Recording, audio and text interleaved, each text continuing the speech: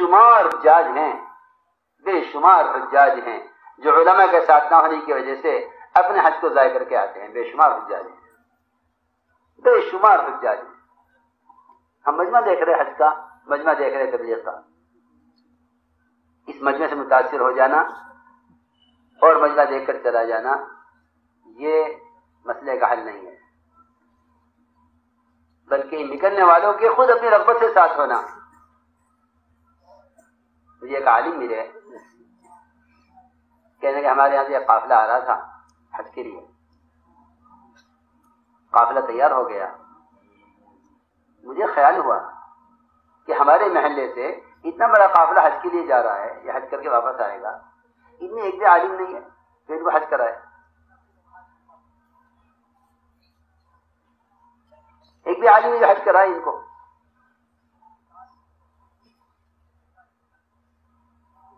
کہنے کہ میں نے اپنے طور پر تیاری کی اور میں خود اس قافلے کے ساتھ ہو گیا تاکہ ان کا حج صحیح ہو جائے۔ تو میں نے اس سے کہا، میں نے کہا خدا کی قسم ان میں سے کسی کو اس کے حج کا اتنا اجر نہیں ملے گا جتنا ان سب کے اجتماعی حج کا اجر آپ کو ملے گا۔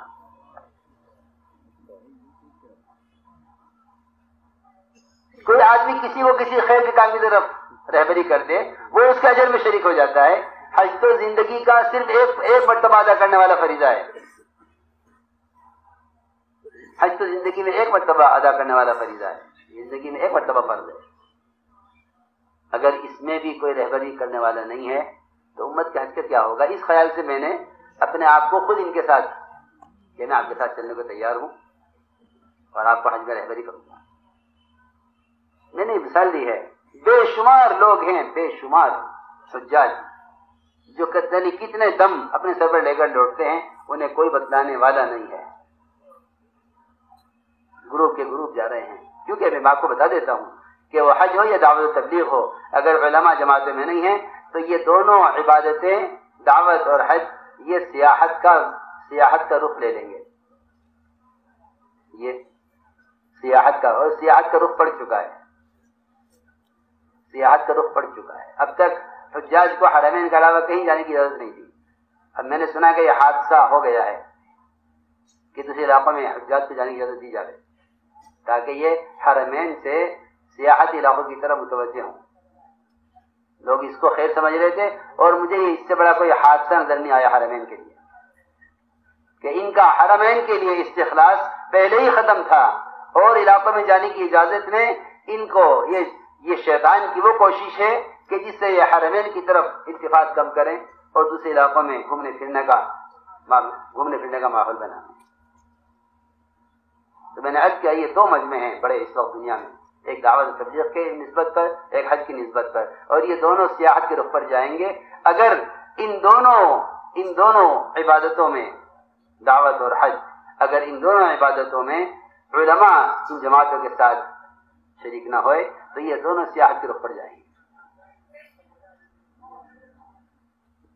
اس لیے چاہیے کہ اجتماعیت کے اسباب سوچو، اجتماعیت کے اسباب سوچو، اس لیے کہ ان غلط فہمیوں نے اتنا تباعد پیدا کیا ہے علماء اور علمی مراکز اور عوام کے درمیان۔ اس تباعد کا سب سے بڑا سبب عملی تعاون نہ ہونا ہے، اور غلط فہمیاں، یہ غلط فہمیاں تو دور نبوت میں بھی بڑے بڑے اقدامات کرا دیتی، وہ تو وحی کے ذریعے اللہ تعالیٰ نے اس سے بچا لیا، ورنہ بڑے بڑے اقدامات، بڑے بڑے غلط اقدامات ہو جاتے ہیں غلط فہمیوں کی بنیاد پر۔ شیطان کا کام ہے کہ وہ وسوسہ پیدا کرتا ہے، اس وسوسے کو لوگ حقیقت کا جامہ پہناتے ہیں اور پھر اس کی نشر و اشاعت کو اپنا حق اور دین کی حفاظت کا عنوان دیتے ہیں، دین کی حفاظت کا عنوان دیتے ہیں، دین کی حفاظت کے لیے کرتے ہیں، اور واقعی وہ اس کو حق سمجھ کر اقدام کریں گے جو علماء اور عوام اور علمی مراکز اور عوام کے درمیان بڑے تباعد کا اور بڑی دوری پیدا کرنے کا ذریعہ بنیں گے۔ اس لیے فرمایا کہ مومن کے فعل کی تعویل کرو، یہاں تک احتیاط بتلائی ہے کہ دو علماء کے درمیان اس طرح بھی تفریق پیدا نہ ہونے دے کہ تو ایک مسئلے کو اس سے پوچھے اور اس کا جواب لے کر دوسرے کے پاس جائے کہ ہاں آپ بتائیے آپ کیا کہتے ہیں، فلاں نے تو یہ کہا ہے۔ اس سے بھی روکا گیا ہے کہ تو یہ جس عالم نے جس طرح کہہ دیا ہے تو اس طرح کام عمل کر لے، کیونکہ وہ ضامن ہے، تو ضامن نہیں ہے، وہ ضامن ہے، امام نماز کا ضامن ہے، تیرے ذمہ اقتدا ہے، امام تیری نماز کا ضامن ہے۔ یہاں تک احتیاط بتائی ہے کہ اگر ایک عالم سے تم نے ایک مسئلہ پوچھ لیا ہے تو جا کر دوسرے سے نہ پوچھنا، اگر اس کی بات اس کے خلاف ہوگی تو تو ایک کو غلط کہے گا ایک کو صحیح کہے گا۔ یہ علم کے آداب میں سے ہے، اس کے پاس بھی دلیل ہے، اس کے پاس بھی دلیل ہے، اس نے اپنی دلیل سے ایک بات کہی ہے، اس نے اپنی دلیل سے ایک بات کہی ہے، وہ تو دونوں حق پر ہیں اور تم دونوں سے محروم ہو گئے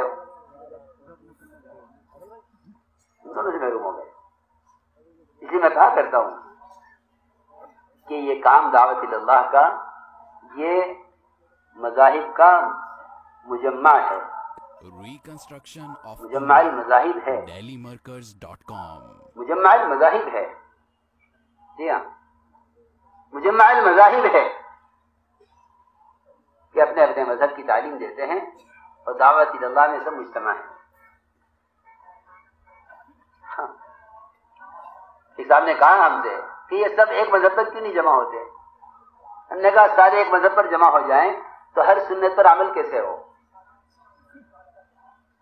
سب ایک مذہب پر جمع ہو جائے تو ہر سنت پر عمل کیسے ہو؟ شوافی کے پاس سنت ہے، حنابلہ کے پاس سنت ہے، احناف کے پاس سنت ہے، مالکیہ کے پاس سنت ہے۔ ساری امت ساری سنت پر عمل جبھی کر سکتی ہے جب اپنے اپنے ائمہ کے مذاہب کے تابع ہو کر چلے۔ اس لیے ہمارے درس و تدریس کی بنیاد اپنے مذہب کی تعلیم ہے، دوسرے مذاہب کی تردید نہیں ہے، یہ مبحث نہیں ہے تردید۔ اپنے مذہب کی تائید ضرور ہے تاکہ ہر مذہب والا اپنے مذہب پر پختہ رہے۔ یہ کبھی متقدمین کا طریقہ نہیں رہا کہ ایک دوسرے کے مذہب کی تردید کو تعلیم کا موضوع بنائیں اور ایک دوسرے کی تردید کو اپنا مبحث بنائیں۔ یہ طریقہ کبھی نہیں رہا، اس سے آپس میں تناظر اور تباعد پیدا ہوتا ہے، ایک دوسرے کے خلاف استدلال پر صلاحیت لگتی ہے بجائے اس کے کہ اپنے مذہب کی تعلیم پر قوت لگے۔ عوام تو مر رہے ہیں نماز کے بغیر، کلمے کے بغیر، یہاں بحث ہو رہی ہے قراءت خلف الامام، تامین بالجہر، رفع یدین۔ میں تو کہتا ہوں واقعی اور دل چاہتا ہے کہ اپنے اپنے مذہب کی تعلیم سب دیں، لڑنے کیا بات ہے؟ آپ کے پاس دلیل ہے، اپنے مذہب والوں کو اپنے مذہب کے دلیل بتلاؤ، دیکھو ہمارا مذہب یہ ہے، ہماری دلیل یہ ہے، بات ختم۔ کیونکہ علم سے عمل مطلوب ہے، علم سے دوسرے کا مذہب رد کرنا بالکل علم کا موضوع نہیں ہے، دوسرے کے مذاہب کو رد کرنا علم کا موضوع نہیں ہے۔ اپنے مذہب کے دلائل، اپنے مذہب کی تائید، تاکہ ہر عمل کرنے والا اپنے مذہب اپنے طریقے کی بصیرت پر ہو، یہ ضروری ہے۔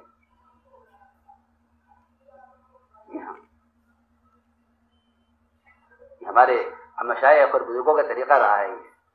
کوئی دوسرے خیال کا ہمارے مشائخ کے پاس آتا تھا تو اس کے مذہب کی تردید بلکہ اپنے مذہب کی تائید بھی اس کے سامنے نہیں کرتے تھے، وہ سمجھے گا میرے مذہب کی تردید کے لیے کر رہے ہیں۔ حضرت تھانوی رحمۃ اللہ علیہ کا تو معمول یہ تھا کہ کوئی کسی خیال کا آ جائے، وہ سمجھتے تھے کہ آپس کی کا اتفاق اور محبتیں اور آپس کی کا تعاون اور امت کی وحدت اور امت کی اجتماعیت وہ اس میں ہے کہ تم ایک دوسرے کے مذاہب کی تردید مت کرو. یہاں تک حکم ہے وَلَا تَسُبُّوا الَّذِينَ يَدْعُونَ مِن دُونِ اللَّهِ فَيَسُبُّوا اللَّهَ عَدْوًا بِغَيْرِ عِلْمٍ.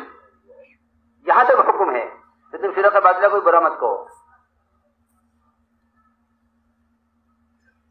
اس لیے ہم نے عرض کیا کہ اس وقت امت کی اجتماعیت کے لیے تردید نہیں بلکہ امت کی اجتماعیت کے لیے تعویل کی ضرورت ہے. تعویل کی ضرورت ہے. تعویل کی سنو ضرورت تعویل کی ہے.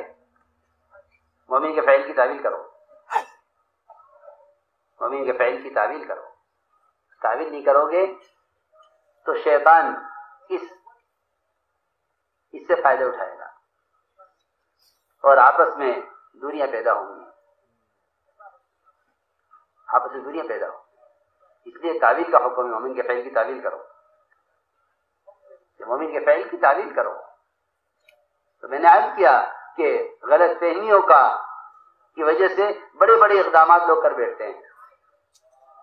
ایک واقعہ ہے کہ حضور اکرم صلی اللہ علیہ وسلم نے ایک صحابی کو بھیجا بنو مستلق سے جو ایک بڑا قبیلہ تھا اس کی زکوٰۃ کی وصولیابی کے لیے. اس قبیلے کو معلوم ہوا کہ آپ کا ساعی آ رہا ہے زکوٰۃ لینے کے لیے. ساعی آ رہا ہے زکوٰۃ وصول کرنے کے لیے. پورا قبیلہ اس ساعی کے استقبال میں اپنے قبیلے سے نکل کر بستی سے نکل کر باہر آ گیا.